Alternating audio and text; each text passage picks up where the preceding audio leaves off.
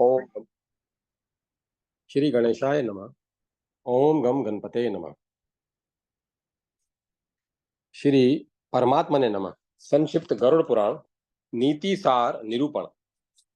सुत जी ने कहा, आपत्ति काल के लिए धन का संरक्षण करना चाहिए। स्त्रियों की रक्षा के लिए धन का उपयोग करना चाहिए तथा अपनी रक्षा में स्त्री एवं धन दोनों का उपयोग करना चाहिए। कुल की रक्षा के लिए एक व्यक्ति का, ग्राम की रक्षा के लिए कुल का, जनपद हित के लिए ग्राम का और अपने वास्तविक कल्याण के लिए पृथ्वी का भी परित्याग कर देना चाहिए। नरक में निवास करना अच्छा है, किंतु दुष्चरित्र व्यक्ति के घर में निवास करना उचित नहीं है। नरकवास के कारण पाप विनिष्ट हो जाता है, किंतु दुष्चरित्र व्यक्ति के घर में निवास करने से पाप की निवृत्ति नहीं होती। बुद्धिमान पुरुष एक पांव को स्थिर करके ही दूसरे पांव को अच्छे आगे बढ़ाता है। इसीलिए अगले स्थान की परीक्षा के बिना पूर्व स्थान का परित्याग नहीं करना चाहिए। दुष्ट जनों से व्याप्त देश, उपद्रवग्रस्त निवास भूमि, कृपण राजा तथा मायावी मित्र का परित्याग कर देना चाहिए। कंजूस के हाथ में पहुंचे हुए धन, अत्यंत दुष्ट और आग्रही व्यक्ति के पास संचित ज्ञान, गुण एवं पराक्रम से रहित रूप तथा आपत्ति काल में परांगमुख मित्र से मनुष्य को क्या लाभ हो सकता है। जो पदासीन अधिकार युक्त व्यक्ति है, उसके कभी न देखे गए बहुत से व्यक्ति भी सहायक हो जाते हैं और सभी व्यक्ति मित्र हो जाते हैं, परंतु जब वही व्यक्ति पदच्युत और अर्थहीन हो जाता है तो उसके असमय में स्वजन भी शत्रु हो जाते हैं। आपातकाल में मित्र, युद्ध में वीर, एकांत स्थान में सुचिता, विभव के क्षण हो जाने पर पत्नी तथा दुर्भिक्ष के समय अतिथि प्रियता की पहचान होती है। पक्षीगण फल रहित वृक्षों का परित्याग कर देते हैं। सारस पक्षी सूखे हुए सरोवर को छोड़कर अन्यत्र चले जाते हैं। वेश्याएं धन से रहित होने पर पुरुष को छोड़ देती हैं। मंत्री भ्रष्ट राजा का त्याग कर देते हैं। भोरे बांसी पुष्प को त्याग कर नव विकसित कुसुम पर चले जाते हैं और मृग जले हुए वन का परित्याग कर अन्यत्र आश्रय लेते हैं। इस प्रकार यह स्पष्ट है कि स्वार्थवश ही सभी प्राणी एक दूसरे से प्रेम करते हैं। वास्तव में कौन किसका प्रिय है, अर्थ प्रधान अर्थ प्रदान के द्वारा लोभी मनुष्य को करबद्ध प्रणाम निवेदन से उदार चेता व्यक्ति को प्रशंसा करने से मूर्ख व्यक्ति को और तात्विक चर्चा से विद्वान पुरुष को संतुष्ट किया जा सकता है। सद्भाव रखने से देवगण, सज्जन वृंद एवं द्वे जाति संतुष्ट होते हैं। इनके अतिरिक्त साधारण लोग खान पान तथा पंडित जन मान सम्मान से संतुष्ट हो जाते हैं। प्रणिपात निवेदन से उत्तम प्रकृति वाले सज्जन पुरुष को भेद नीति से धूर्त तथा अपनी अपेक्षा कम पराक्रम वाले व्यक्ति को थोड़ा बहुत देकर और अपने समान पराक्रम वाले को अपनी अपेक्षा से अनुकूल धन देकर वश में किया जा सकता है।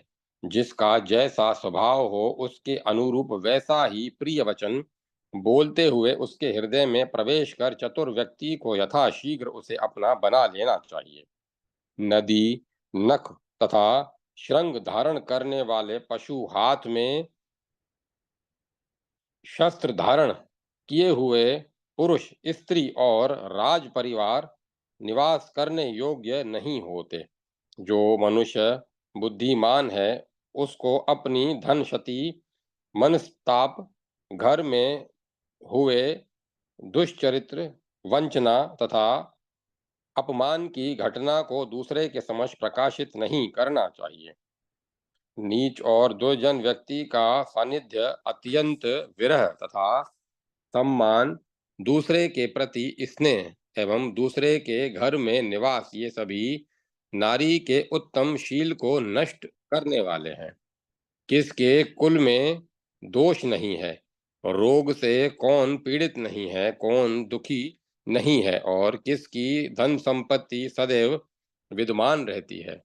इस पृथ्वी पर धन प्राप्त कर कौन अहंकार से भरा नहीं है, किस पर आपत्ति आई नहीं है, स्त्रियों के द्वारा किसका मन शुद्ध नहीं किया गया है, और राजाओं को कौन प्रिय रहा है, कौन काल कलवित नहीं हुआ है, किस याचक का स्वाभिमान नष्ट नहीं हुआ है, कौन कौन दुर्जन के जाल में फंसकर कुशल पूर्वक जीवन व्यापन कर सकता है, अर्थात कोई नहीं कर सकता।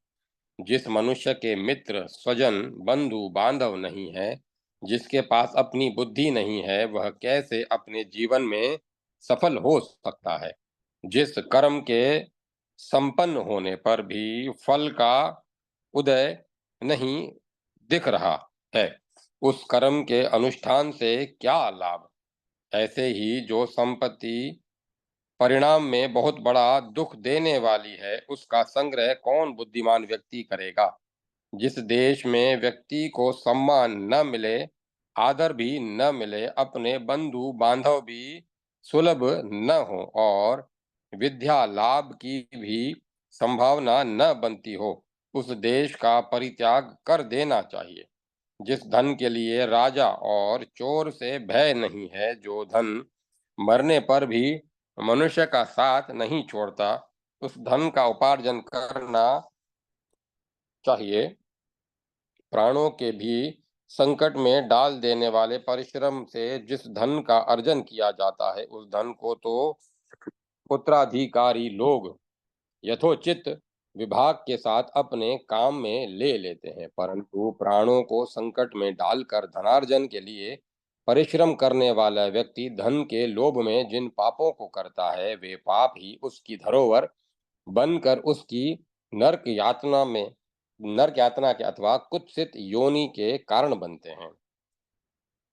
संचित किया हुआ तथा बार बार विचार करके सुरक्षित रखा हुआ कर्दय कृपण का धन चूहे के द्वारा एकत्रित किए गए धन के तुल्य है। ऐसे धन दुख देने के लिए ही होता है। ऐसा धन दुख देने के लिए होता है। उपार्जन कर्ता को उससे कोई भी सुख प्राप्त नहीं होता। ऐसा व्यक्ति मात्र धनार्जन का कष्ट ही भोगता है। ऐसे ही व्यक्ति जन्मांतर में दरिद्र होने के कारण नग्न होकर अनेक प्रकार के व्यसन से ग्रस्त हो रूखे स्वभाव वाले हो जाते हैं तथा हाथ में खप्पर लेकर घर घर भीख मांगते हैं, और वह लोगों को बताते हैं कि दान न देने वाले को ऐसा ही फल मिलता है। ऐसे भिक्षु कुछ दीजिए, ऐसी बार बार याचना करते हुए संसार को यह शिक्षा प्रदान करते हैं कि दान न देने वाले मनुष्य की यही दशा होती है। अपनी भी मेरी जैसी दुर्दशा आपकी भी मेरे जैसी दुर्दशा न हो, इसीलिए आपको दान देना चाहिए।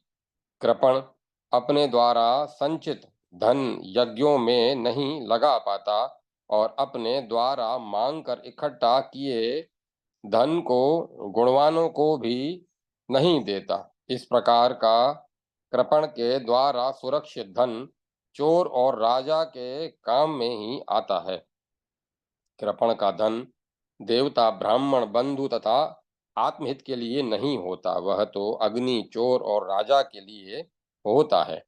अत्यंत कष्ट से अर्जित किया गया धन, धर्म का अतिक्रमण करके अर्जित किया गया धन अथवा शत्रु को साष्टांग प्रणाम करके और उसकी अधीनता स्वीकार करके प्राप्त किया गया धन, इस प्रकार का धन तुझे कभी प्राप्त न हो। विद्या का अब अभ्यास न करने से वह विनष्ट हो जाती है। शक्ति रहते हुए फटे पुराने मेले कुचेले वस्त्रों को धारण करने वाली स्त्री सौभाग्य की रक्षा नहीं कर पाती। सुपाच्य भोजन से रोग नष्ट हो जाता है और चातुर्यपूर्ण नीति से शत्रु का विनाश हो जाता है। चोर का वध भी इस उसका दंड है। दुष्ट मित्र के लिए समुचित दंड उसके साथ अल्प वार्तालाप करना है।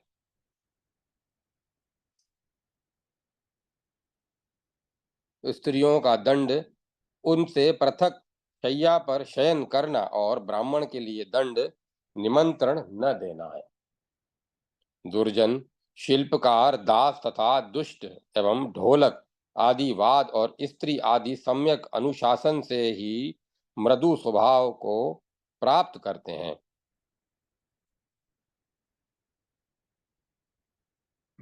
ये सत्कार मात्र से मृदु स्वभाव वाले नहीं हो पाते। कार्य में संलग्न करने से भृत्य, दुख होने पर बंधु बांधव, विपत्ति काल में मित्र तथा ऐश्वर्य के नष्ट होने पर स्त्री के स्वभाव की परीक्षा करनी चाहिए। पुरुषों की अपेक्षा स्त्रियों का आहार दुगना, बुद्धि चौगुनी, कार्य की क्षमता 6 गुनी और काम वासना 8 गुनी अधिक मानी गई है। स्वप्न से निद्रा को नहीं जीता जा सकता। काम वासना से स्त्री पर विजय नहीं प्राप्त की जा सकती। ईंधन से अग्नि को नहीं तृप्त नहीं किया जा सकता तथा मद से प्यास नहीं बुझाई जा सकती। मांस युक्त स्निग्ध भोजन, नाना प्रकार की मदिराओं का पान, सुगंधित द्रव्य पदार्थों का विलोपन, सुंदर वस्त्र और सुवासित माल्या भरण, ये स्त्रियों की काम वासना की अभिवृद्धि करते हैं। जैसे लकड़ियों के अधिक से अधिक ढेर को प्राप्त करके ही अग्नि संतुष्ट नहीं होती, नदी समूह में मिलने पर भी समुद्र तृष्णा रहित होकर संतप्त नहीं होता। यमराज सभी प्राणियों का संहार करने करके भी आत्मसंतुष्टि प्राप्त करने में असमर्थ है। ऐसे ही नारी असंख्य पुरुषों के साथ संपर्क करके भी संतृप्त नहीं होती। शिष्ट व्यक्ति सुशील, अभिष्ट सिद्धि, प्रिय वचन, सुख, पुत्र, जीवन और देव गुरु से प्राप्त आशीर्वचन से मनुष्य की इच्छाएं परिपूर्ण नहीं होती। इसके लिए अभिलाषा बढ़ती ही रहती है। धन के संग्रह, राजा, नदियों की जल राशि से समुद्र, संभाषण से विद्वान एवं राजदर्शन से प्रजा के नेत्र संतुष्ट नहीं हो पाते। अपने विहित कर्म तथा धर्माचरण का पालन करते हुए जीविका उपार्जन में तत्पर, सदैव शास्त्र चिंतन में रत तथा अपनी स्त्री के अनुरक्त, जितेंद्रिय और अतिथि सेवा में निरत श्रेष्ठ पुरुषों को तो घर में भी मोक्ष प्राप्त हो जाता है। जिस सत्कर्म निरत पुरुष के पास मना अनुकूल सुंदर वस्त्र आभूषण से अलंकृत स्त्री है, यदि वह व्यक्ति उसके साथ अपने भवन की अटारी पर सुखपूर्वक निवास करता है तो उसके लिए वहीं पर स्वर्ग का सुख है। जो स्त्रियां स्वभाव से ही धर्म विरुद्ध आचरण करने वाली एवं पति के लिए प्रतिकूल व्यवहार करने वाली हैं, वे स्त्रियां न धन आदि के दान, न सम्मान, न सरल व्यवहार, न सेवा भाव, न शस्त्र भय और न शास्त्रोपदेश से ही अनुकूल की जा सकती है। वे तो सदा प्रतिकूल ही रहती है। विद्यार्जन, अर्थ संग्रह, पर्वतारोहण, अभिष्ट सिद्धि तथा धर्माचरण, इन पांचों को धीरे धीरे प्राप्त करना चाहिए। देव पूजनादिक क्रम कर्म, ब्राह्मण को दान, गुणवती विद्या का संग्रह तथा सन्मित्र ये सदा सहायक होते हैं। जिन्होंने बाल्यकाल में विद्यार्जन नहीं किया है, जिनके द्वारा युवा अवस्था में धन और स्त्री की प्राप्ति नहीं की जा सकी है, वे इस संसार में शोक के पात्र हैं और मनुष्य रूप धारण करके पशुवत विचरण करते हुए दुख से परिपूर्ण जीवन व्यतीत करते हैं। विद्या के उपासक को अध्ययन काल में भोजन की चिंता नहीं करनी चाहिए। विद्यार्थी को विद्यार्जन के लिए गरुड़ के समान सुदूर देश को यथाशीघ्र पार कर लेना चाहिए। जो बाल्यावस्था में विद्या अध्ययन नहीं करते हैं और फिर युवा अवस्था में कामातुर होकर यौवन तथा धन को नष्ट कर देते हैं, वे वृद्धावस्था में चिंता से जलते हुए शिशिर काल में कोहरे से झुलसने वाले कमल के समान संतप्त जीवन व्यतीत करते हैं।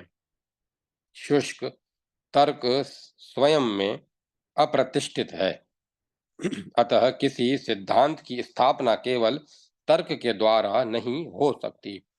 श्रुतियां भी अनेक प्रकार की हैं। ऐसा कोई भी ऋषि नहीं है जो भिन्न भिन्न प्रसंगों में विभिन्न सिद्धांतों का निर्देश न करे। इसीलिए धर्म का तत्व न तर्कों में निहित है, न श्रुतियों में निहित है, अपितु आपतों की प्रज्ञा में निहित है।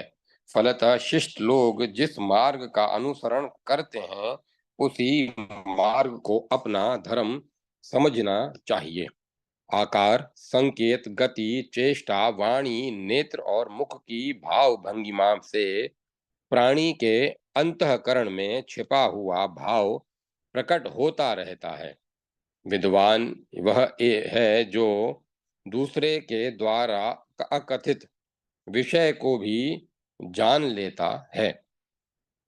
बुद्धि वह है जो दूसरों के संकेत मात्र से भी वास्तविकता को समझ ले। कथित शब्द का अर्थ जो पशु भी जान लेते हैं, मनुष्य के दिखाए गए मार्ग का अनुसरण तो हाथी और घोड़े भी करते हैं। अध्याय 109 समाप्त। जय माता सरस्वती। जय मां सरस्वती। नीति सार। श्री सुत जी ने कहा, जो व्यक्ति सुनिश्चित अर्थ का परित्याग कर अनिश्चित पदार्थों को का सेवन करता है, उसका सुनिश्चित अर्थ विनष्ट हो जाता है और अनिश्चित पदार्थ तो नष्ट होता ही है। वाग वैभव से रहित व्यक्ति की विद्या और कायर पुरुष के हाथ में विद्यमान अस्त्र वैसे ही उन्हें संतुष्टि नहीं प्रदान करते, जैसे अपने अंधे पति के साथ रहती हुई उसकी स्त्री अपने रूप लावण्य से पति को संतृप्त नहीं कर पाती। सुंदर भोज्य पदार्थ भी उपलब्ध हो और भोजन की शक्ति भी हो, रूपवती स्त्री भी हो और सहवास करने की क्षमता भी हो, तथा धन वैभव भी हो और दान करने की सामर्थ्य भी हो, ये अल्प तप के फल नहीं है। वेदों का फल अग्निहोत्र है, विद्या का फल शील और सदाचार है, स्त्री का फल रति और पुत्रवान होना है, तथा धन का फल है दान और भोग। विद्वान व्यक्ति को श्रेष्ठ कुल में उत्पन्न कुरूप कन्या के साथ भी विवाह कर लेना चाहिए, किंतु रूपवती एवं अच्छे लक्षणों वाली उत्तम कुल से ही हीन कन्या उसके लिए कभी भी ग्राह्य नहीं है। मनुष्य को उस अर्थ से क्या लाभ है जिस अर्थ का साथ अनर्थ से होता है, क्योंकि कोई व्यक्ति सर्प के फण पर विद्यमान मणि को प्राप्त नहीं कर सकता। अग्निहोत्र के लिए हविष्यान दुष्ट कुल से ही ग्रह है। बालक से भी सुभाषित ग्रहण करना चाहिए। अमेध्य अर्थात अपवित्र स्थान से स्वर्ण और हीन कुल से स्त्री रूपी रत्न भी मनुष्य के लिए संग्रह है। विष से अमृत ग्राह है, अपवित्र स्थल से भी स्वर्ण ग्राह है, तथा नीच व्यक्ति से श्रेष्ठ विद्या भी ग्रहण करने योग्य है, और दुष्कुल से भी स्त्री रत्न ग्राह है। राजा के साथ मित्र भाव और सर्प का विषहीन होना संभव नहीं है। वह कुल पवित्र नहीं रहता जिस कुल में स्त्रियां ही उत्पन्न होती हैं। अपने कुल के साथ भगवत भक्त का संपर्क कर लेना चाहिए। पुत्र को विद्या अध्ययन में लगना चाहिए। शत्रु को व्यसन से जोड़ देना चाहिए, तथा जो अपने इष्ट पुरुष हैं उन्हें धर्म में नियोजित करना चाहिए। विद्वान मनुष्य को नौकर और आभूषणों को यथोचित स्थान पर नियुक्त करना चाहिए, क्योंकि चूड़ामणि कभी चरण में सुशोभित नहीं होती। चूड़ामणि समुद्र, अग्नि, घंटा, अखंड अंबर और राजा ये सिर पर धारण करने योग्य होते हैं, अर्थात आदरणीय हैं। प्रमादवश भी इन्हें चरण में स्थान नहीं देना चाहिए। मनस्वी व्यक्ति की पुष्प स्तंभक के समान दो ही स्थितियां होती हैं, या तो वह सबके सिर पर ही रहता है अथवा वन में ही चला जाता है। मणि स्वर्णाभूषण में संविष्ट सन्निविष्ट करने के योग्य होती है। यदि वह मणि लाख से निर्मित आभूषणों में सन्निहित की जाती है, तो उस कुसंगति के कारण वह न स्वयं संशुद्ध होकर विलाप करती है और न सुशोभित ही होती है। अश्व, गज, लोह, काष्ठ, पाषाण, वस्त्र, नारी, पुरुष तथा जल, इनमें परस्पर बहुत बड़ा अंतर है।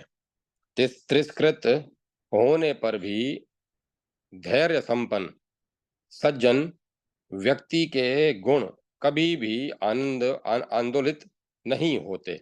दुष्ट के द्वारा नीचे कर दी गई अग्नि की भी शिखा कभी नीचे नहीं जाती। उत्तम जाति का अश्व अपने स्वामी का चाबुक प्रहार, सिंह हाथी की गर्जना और वीर पुरुष शत्रु पक्ष की भयंकर गर्जना सहन नहीं कर पाते।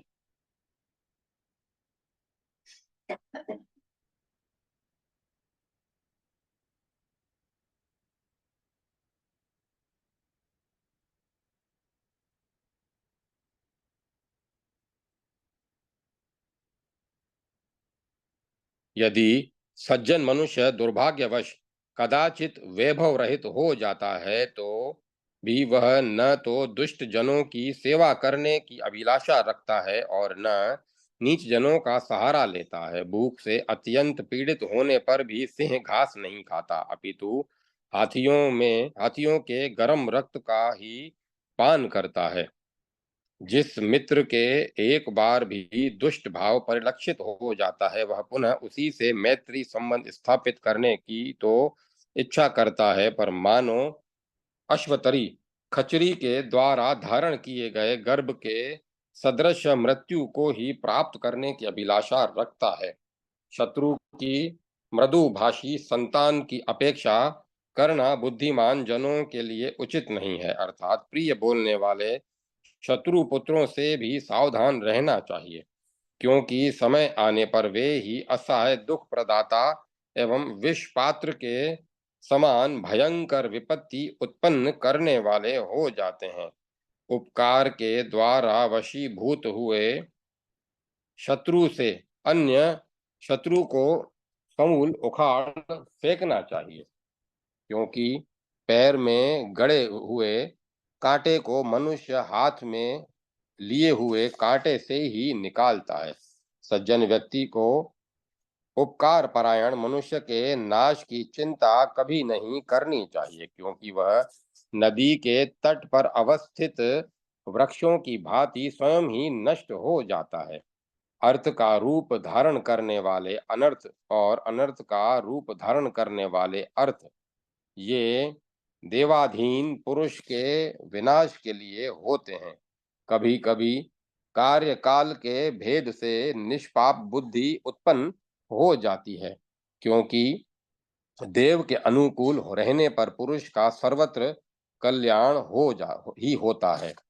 धनार्जन करते समय, किसी भी प्रकार का प्रयोग करते समय, अपने कार्य को सिद्ध करते समय, भोजन के समय और सांसारिक व्यवहार के समय मनुष्य को लज्जा का परित्याग कर देना चाहिए। जिस देश, प्रांत, नगर एवं ग्राम में धनवान, क्षोत्रिय, राजा, नदी तथा वेद ये पांच नहीं रहते, वहां बुद्धिमान व्यक्ति का रहना उचित नहीं है। जहां आना जाना न हो, जहां अनुचित आचरण को रोकने के लिए भय की संभावना न हो, लज्जा न हो तथा दान की प्रवृत्ति न हो, वहां तो एक भी दिन निवास नहीं करना चाहिए। जिस देश प्रांत में देवज्ञ, वेदज्ञ, राजा, नदी और सज्जन व्यक्ति, इन पांच का निवास नहीं है, वहां पर निवास नहीं करना चाहिए। हे शौनक, एक ही व्यक्ति में सभी ज्ञान प्रतिष्ठित रूप में नहीं रहते, इसलिए वह सर्वमान्य नहीं है। इसीलिए वह हे शौनक, एक ही व्यक्ति के सभी ज्ञान प्रतिष्ठित रूप से में नहीं रहते, इसीलिए वह सर्वमान्य है कि सभी व्यक्ति सब कुछ नहीं जानते हैं और कहीं पर भी सभी सर्वज्ञ नहीं है। इस संसार में न तो कोई सर्वविद है और न कोई अत्यंत मूर्ख ही है। उत्तम, मध्यम और निम्न स्तरीय ज्ञान से जो व्यक्ति जितना जानता है, उससे उतने में विद्वान समझा जाना चाहिए। अध्याय 110 समाप्त। जय माता सरस्वती। जय मां सरस्वती। राजनीति निरूपण। सुत जी ने कहा, राजा को चाहिए कि वह सदैव सबकी भली भांति परीक्षा करता रहे। सत्यपरायण तथा धर्मपरायण राजा ही नित्य राज्य का पालन करने में समर्थ होता है। उसे चाहिए कि वह शत्रु सेना को जीतकर धर्म पूर्वक पृथ्वी का पालन करे। राजा को जंगल में माली के समान पुष्प वृक्ष से पुष्प ग्रहण करना चाहिए, किंतु कोयला बनाने वाले के समान वृक्ष का मूलोच्छेद नहीं करना चाहिए। अर्थात राज्य रूपी वन के में राजा को अपनी प्रजा से कर ग्रहण करते समय माली के सदृश आचरण करना चाहिए। वृक्ष काट कर कोयला बनाने वाले अंगारक का आचरण उसके लिए सर्वथा त्याज्य है। जिस प्रकार दूध देने वाले दुग्ध का पान करते हैं, जिस प्रकार दूध दोहने वाले दुग्ध का पान करते हैं, किंतु विकृत हो जाने पर उसका उपभोग नहीं करते, उसी प्रकार राजाओं को चाहिए कि वह पर राष्ट्र का उपभोग तो करे, किंतु उसको दूषित न करे। जिस प्रकार दुग्ध प्राप्ति के इच्छुक मनुष्य गौ के स्तन से दुग्ध को निकाल लेते हैं, परंतु उसके स्तन को काटते नहीं, इसी प्रकार राजा के द्वारा प्रयुक्त इस नीति से, अर्थात कर रूप में संपूर्ण धन ग्रहण करने से पीड़ित राष्ट्र अभ्युदय को प्राप्त नहीं करता है। अतएव राजा को सब प्रकार से पृथ्वी का पालन करना चाहिए, क्योंकि ऐसे राजा के पास ही भूमि, कीर्ति, आयु, प्रतिष्ठा और पराक्रम विद्यमान रहते हैं। नित्य भगवान विष्णु की पूजा करके जो धार्मिक राजा गौ ब्राह्मण के हित में रत रहता है, वही जितेंद्रिय राजा प्रजा के पालन में समर्थ हो सकता है। ऐश्वर्य अस्थायी होता है, अतः प्राप्त हुए अस्थिर ऐश्वर्य में आसक्त न होकर राजा को धर्माचरण में अपनी बुद्धि को लगाना चाहिए। धन संपत्ति आदि तो क्षण भर में ही नष्ट हो जाता है, किंतु धन आदि अपने अधीन नहीं होता। मन को रमणीय लगने वाली स्त्रियां सत्य हो सकती हैं, विभूतियां धन संपत्ति भी सत्य हो सकती हैं, किंतु यह जीवन तो स्त्री के कटाक्षपात की भांति चंचल असत्य है। शरीर में स्थित वृद्धावस्था सिहनी के समान भयभीत करती रहती है। रोग शत्रु की भांति शरीर में उत्पन्न होते रहते हैं। आयु फूटे हुए घड़े से निकलते हुए जल के सदृश क्षीण होती जाती है। फिर भी इस संसार में कोई भी मनुष्य आत्महित चिंतन में प्रवृत्त नहीं होता। हे मनुष्यों, इस क्षणभंगुर जीवन में आप सब निश्चिंत क्यों हैं? दूसरे का हित करना ही उचित है, जो बाद में कल्याणकारी है। उस परोपकार धर्म से विपरीत कामनियों के मंद मंद कटाक्षपात से काम पीड़ित आप सब के द्वारा जो आनंद प्राप्त किया जाता है, क्या उसी में आप सभी का हित सन्निहित है? ऐसे आचरण में जो कभी भी हित संभव नहीं है, अतः इस प्रकार का पाप न करें। आप सभी का सदैव ब्राह्मण विष्णु और उस परात्पर ब्रह्म का विधिवत निरंतर भजन करना चाहिए, क्योंकि जल में डूबे हुए घट के समान आयु मृत्यु के बहाने एक दिन में ही समाप्त हो सकती है, अथवा वह धीरे धीरे नष्ट होती जाती है। जो मनुष्य पराई स्त्रियों में मातृभाव रखता है, जो दूसरे के द्रव्य को मिट्टी पत्थर के ढेले के समान नगण्य समझता है तथा सभी प्राणियों में अपने ही स्वरूप का दर्शन आत्मदर्शन करता है, वही विद्वान है।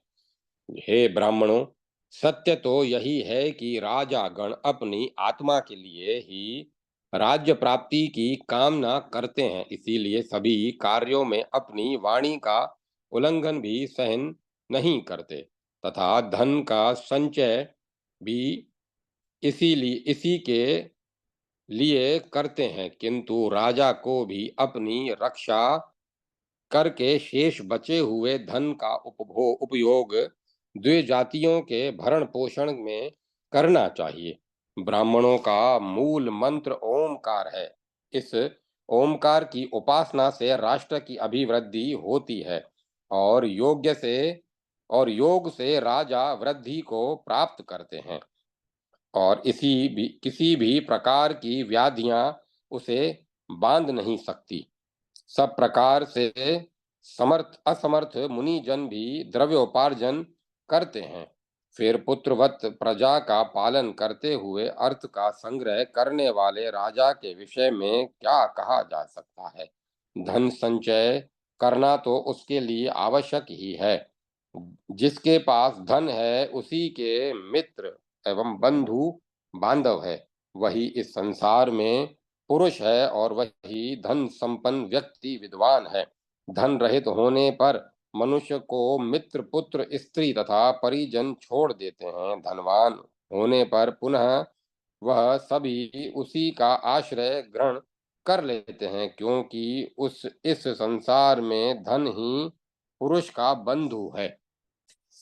जो राजा शास्त्रों के ज्ञान से शून्य है, वह नेत्रों के रहते हुए भी अंधे के समान है, क्योंकि अंधा व्यक्ति तो अपने गुप्तचर के द्वारा देख सकता है, किंतु शास्त्र ज्ञान से रहित राजा देखने में असफल ही रहता है। जिस राजा के पुत्र भृत्य मंत्री और पुरोहित तथा इंद्रियां प्रसुप्त रहती हैं, अर्थात अपने अपने कर्तव्य के पालन में सावधान नहीं रहती हैं, उसका राज्य निश्चित ही चिर स्थायी नहीं होता। जिस ज्ञान संपन्न व्यक्ति ने बुद्धिमान तथा आलस्य रहित पुत्र, भृत्य एवं परिजन इन तीनों को योग्य रूप में प्राप्त किया है, वह राजाओं के सहित चारों समुद्र से संयुक्त पृथ्वी पर विजय प्राप्त कर लेता है। जो राजा शास्त्र सम्मत और युक्ति युक्त सिद्धांतों का उल्लंघन करता है, वह निश्चित ही इस लोक एवं परलोक दोनों में नष्ट हो जाता है। आपातकाल के आने पर राजा को दुखी नहीं होना चाहिए। उसे समबुद्धि, प्रसन्नात्मा तथा सुख दुख में समान रहना चाहिए। धैर्यवान मनुष्य कष्ट प्राप्त करके भी दुखी नहीं होते, क्योंकि राहु के मुख में प्रविष्ट होकर चंद्र क्या पुनः उदित नहीं होता। शरीर के लालन पालन में अनुरक्त जनों के प्रति धिक्कार है। मनुष्य को धनहीन होने से क्षीण हुए शरीर के प्रति भी खेद नहीं करना चाहिए।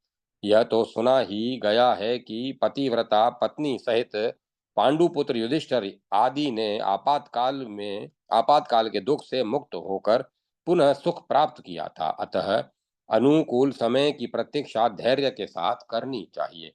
गंधर्व विद्या, वाद, गणिका गण, धनुर्वेद और अर्थशास्त्र की रक्षा राजा को करनी चाहिए, क्योंकि ये सभी अपनी अपनी जगह राष्ट्र के लिए उपयोगी हैं। जो राजा भृत्य पर आक्रमण क्रोध करता है, वह काले भयंकर नाग से छोड़े गए विष से ग्रस्त उन्माद को प्राप्त करता है। राजा को कभी भी क्षत्रिय के प्रति, भृत्य के प्रति किम बहुना मानव मात्र के प्रति न कभी चपल दृष्टि रखनी चाहिए और न कभी भी मिथ्या वाक्य का प्रयोग करना चाहिए। जो राजा अपने योग्य भृत्य एवं योग्य स्वजन के बल पर गर्वित होकर शासन की अपेक्षा करता है और मदान्ध होकर विलासी जीवन व्यतीत करता है, वह अति शीघ्र शत्रुओं से पराजित हो जाता है। राजा को क्रोधातुर होकर अहंकार में भ्रकुटी टेढ़ी नहीं करनी चाहिए। जो राजा दोष रहित भृत्यों पर अधर्म पूर्वक शासन करता है, इस लोक में उसके सभी विलासपूर्ण सुखोपयोग नष्ट हो जाते हैं। राजा को विलासी वस्तुओं का परित्याग कर देना चाहिए, परंतु धार्मिक राजा के सुख में प्रवृत्त होने पर भी उसके शत्रु युद्ध में पराजित हो जाते हैं। उद्योग, साहस, धैर्य, बुद्धि, शक्ति और पराक्रम, ये 6 प्रकार के जो साहस कहे गए हैं, इनसे समन्वित राजा से देवता भी संशकित रहते हैं। उद्योग करने पर यदि व्यक्ति को कार्य में सफलता प्राप्त नहीं होती है, तो उसमें भाग्य की ही कारण है। तथापि मनुष्य को सदा पुरुषार्थ करते रहना चाहिए, प्रयत्न से विरक्त नहीं होना चाहिए, क्योंकि इस जन्म का ही पौरुष अगले जन्म में भाग्य बनता है। अध्याय 111 समाप्त। जय माता सरस्वती। जय माता सरस्वती। ओम नमो नारायण। ओम नमः शिवाय। ओम नमो भगवते वासुदेवाय। ओम तत्सत। ओम तत्सत। ओम तत्सत। अब कथा को विराम दिया जाता है।